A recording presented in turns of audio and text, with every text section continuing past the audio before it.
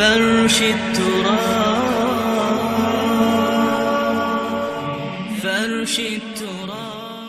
تو یہ شخص جو تھا نا، یہ عثمان بن حنیف، یہ اور صحابی ہیں، ان سے یہ ملا.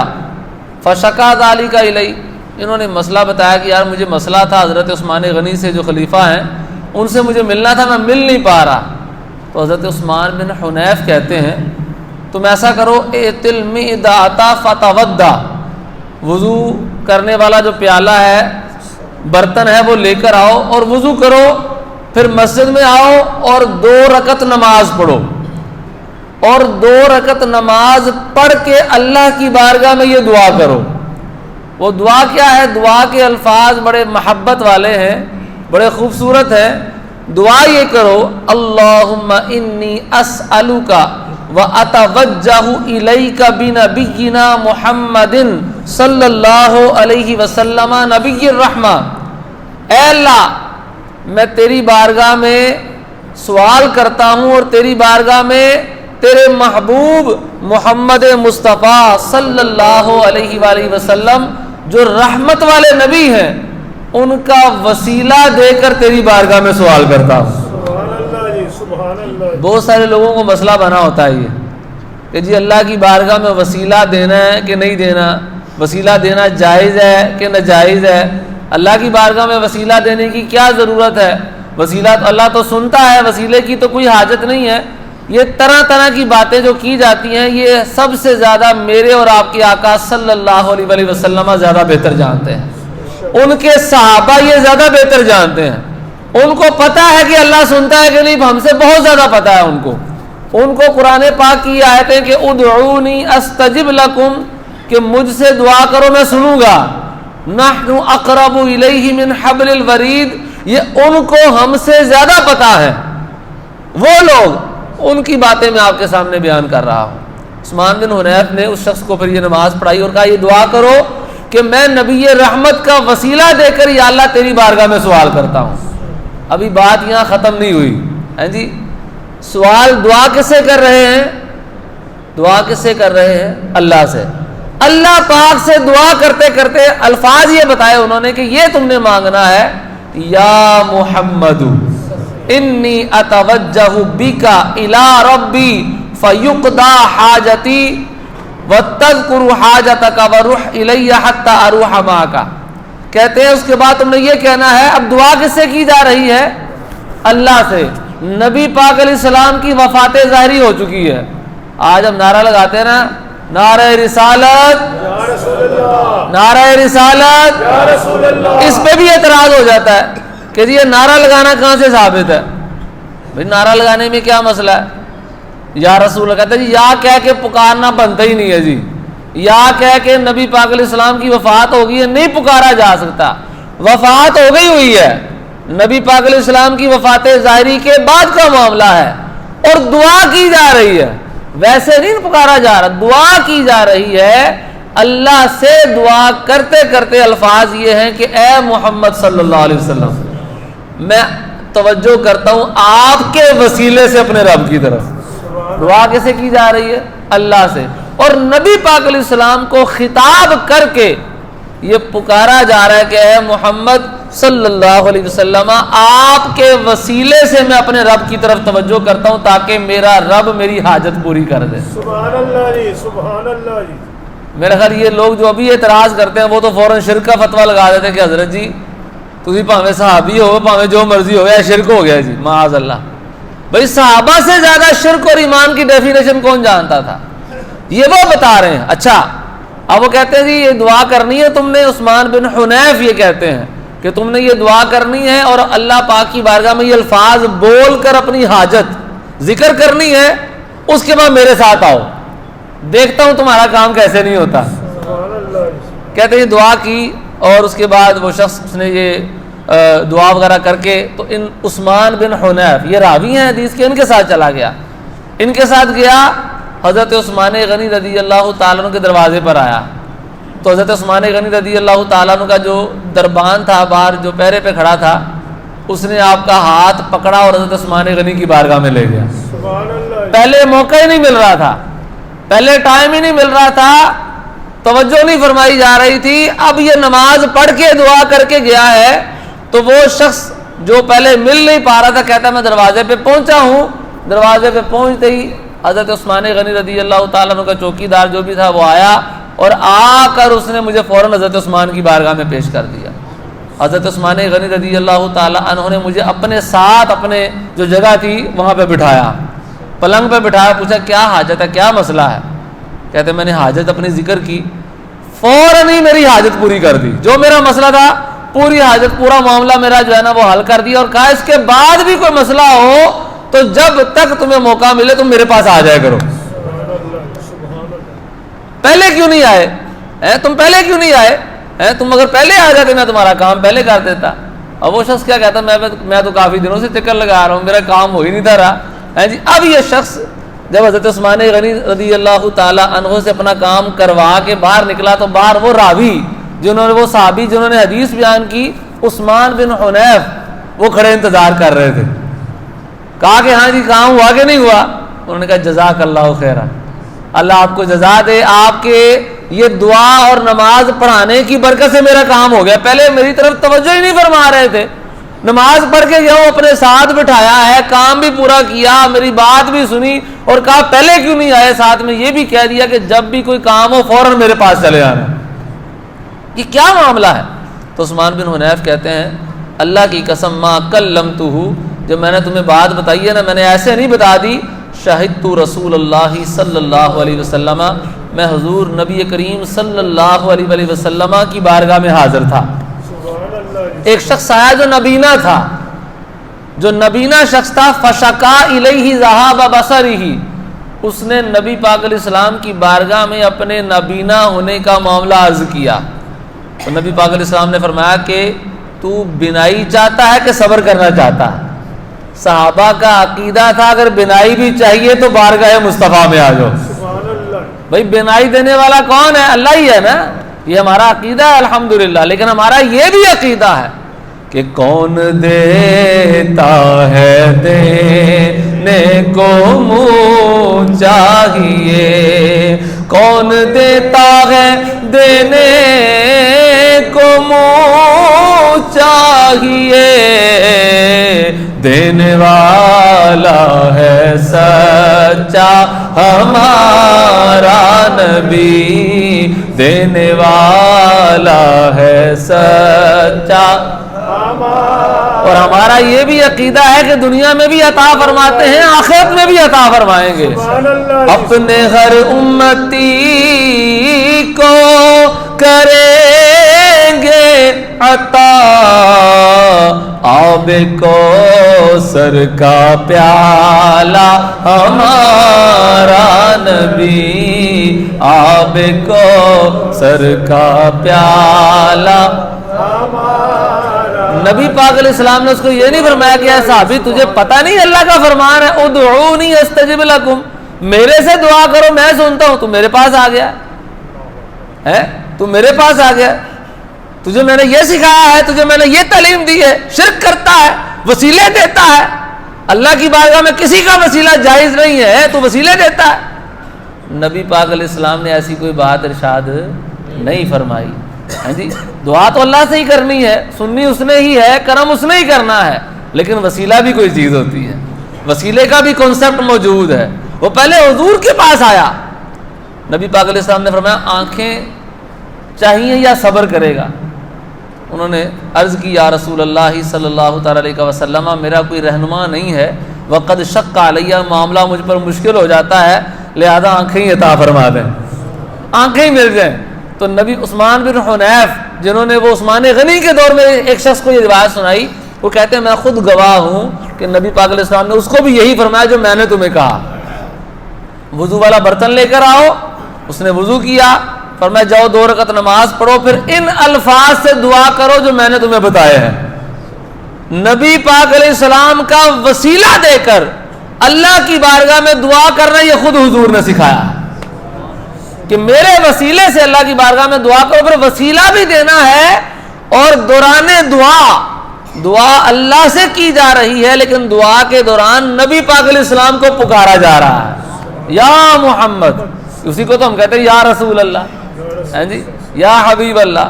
دعا کے دوران دعا کرتے کرتے کئی دفعہ یہ بھی الفاظ کہہ دیے جاتے ہیں، یا رسول اللہ انظر حالنا، یا حبیب اللہ اسمع قالنا، اننی فی بحر ہم مغرق خذ یدی سہل لنا اشکالنا.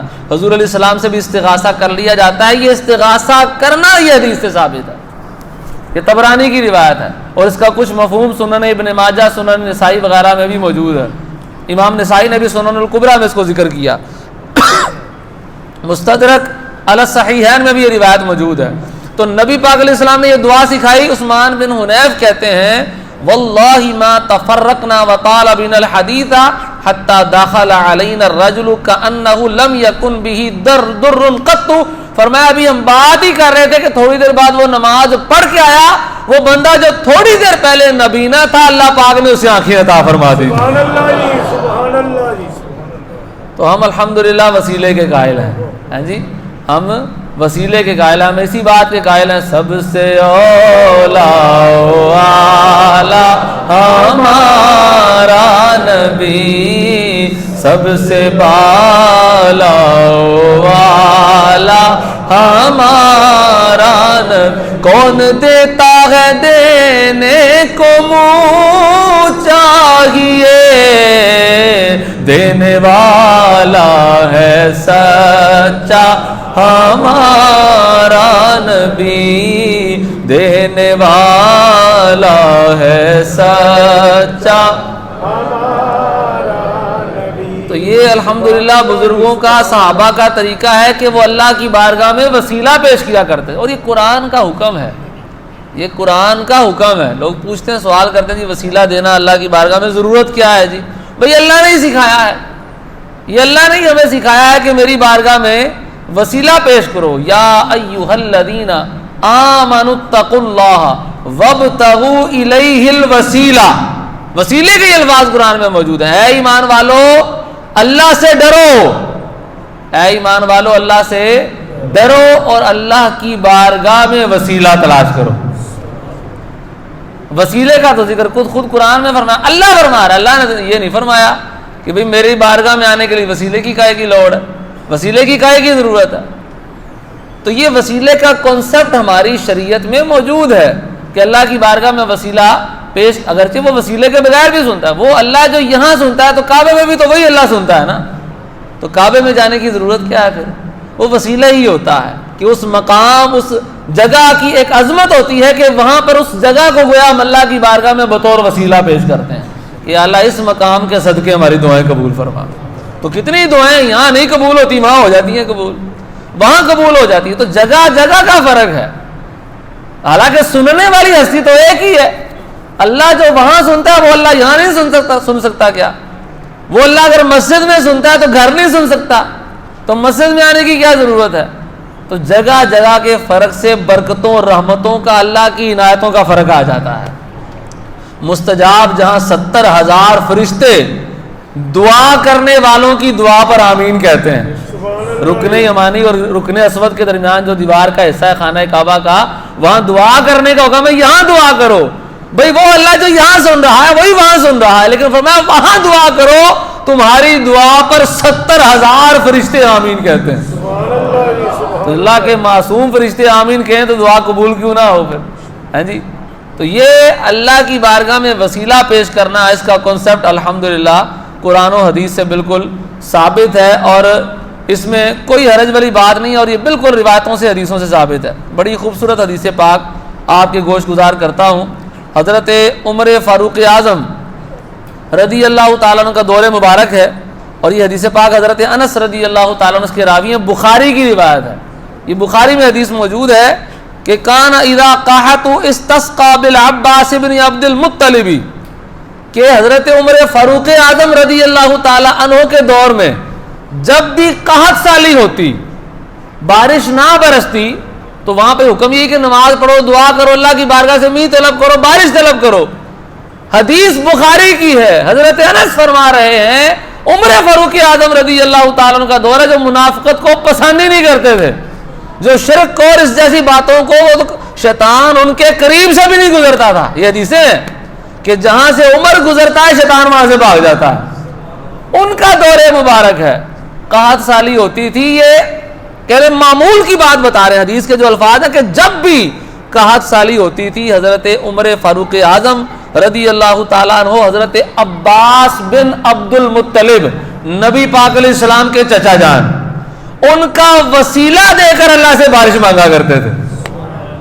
ان کا وسیلہ دے کر اللہ سے بارش مانگا کرتے تھے.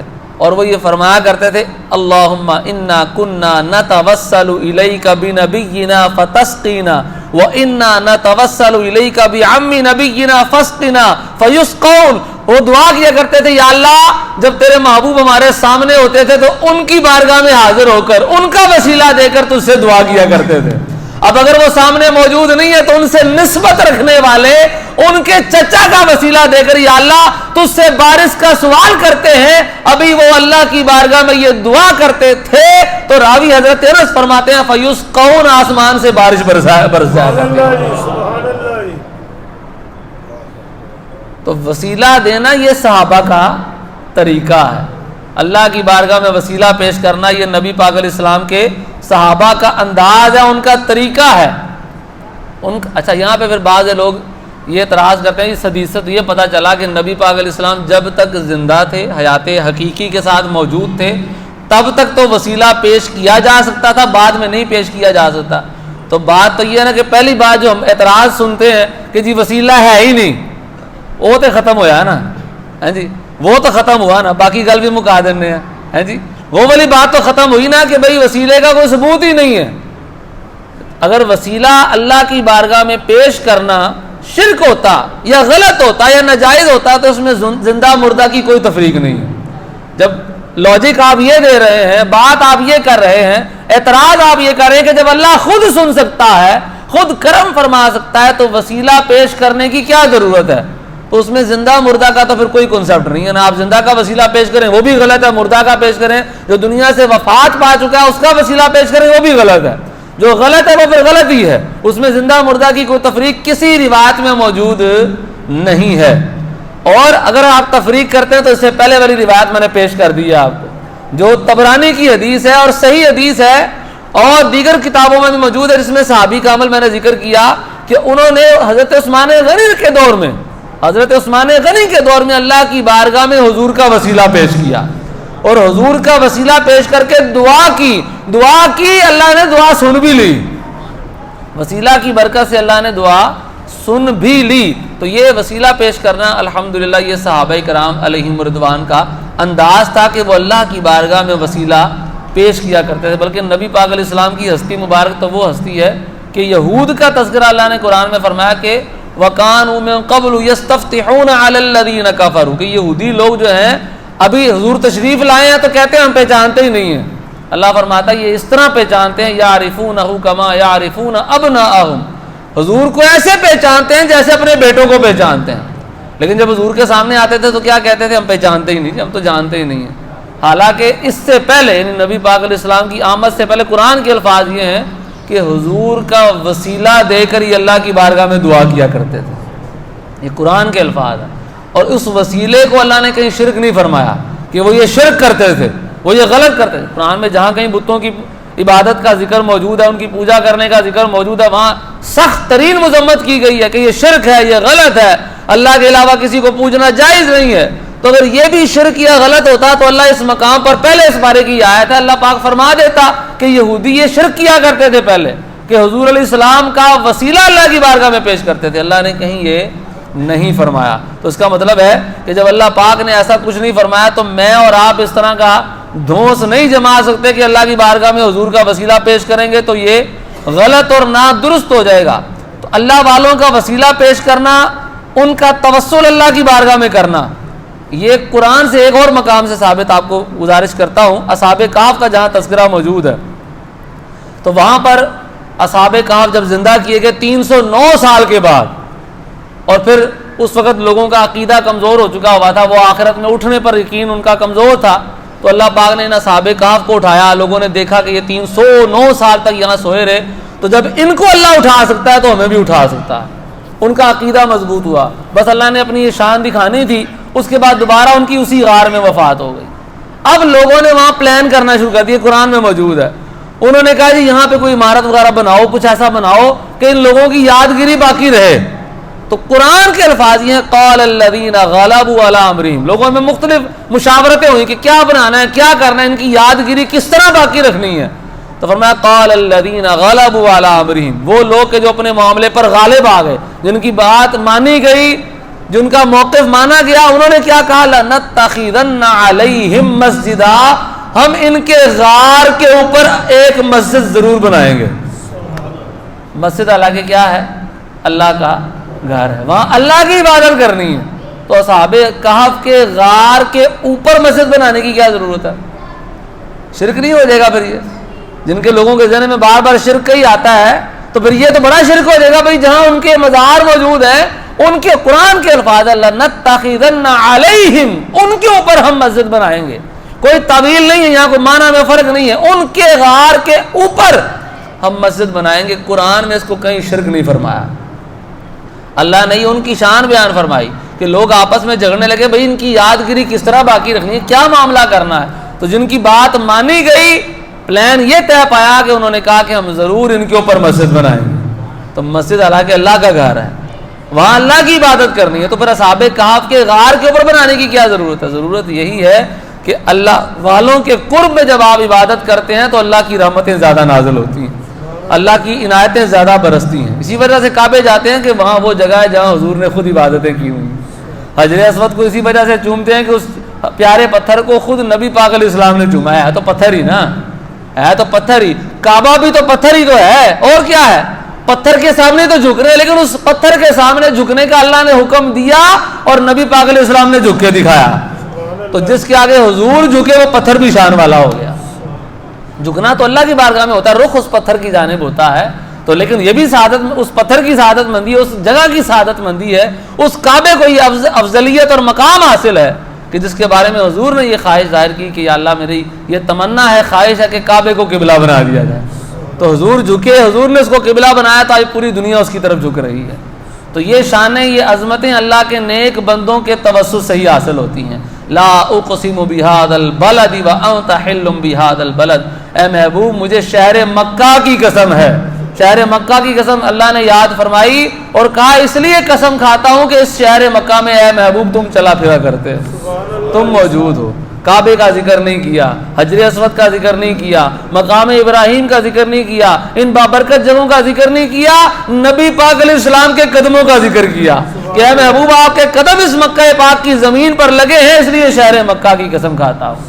تو اللہ والوں کا جو توسل ہے، ان کا وسیلہ ہے، یہ بڑی زبردست چیز ہے، یہ پیش کرنا چاہیے، ان کا پیش کر کے وسیلہ اللہ سے مانگیں گے، اللہ کی رحمتیں زیادہ برسیں گی۔ اس پر بہت ساری روایتیں بھی موجود ہیں، لیکن ابھی چونکہ وقت ہمارا اختتام پذیر ہو گیا ہے تو انشاءاللہ کبھی موقع ملا تو اور بھی بڑی خوبصورت روایتیں آپ کے گوش گزار کریں گے۔ اللہ کی بارگاہ میں یہ دعا ہے کہ اللہ تعالیٰ جو کچھ سنا اسے یاد رکھ کے دوسروں تک پہنچانے کی توفیق عطا فرمائے، اور نبی کریم صلی اللہ علیہ وآلہ وسلم کی سچی محبت ہمارے دلوں میں پیدا فرمائے۔ آمین بجاہ النبی الامین صلی اللہ۔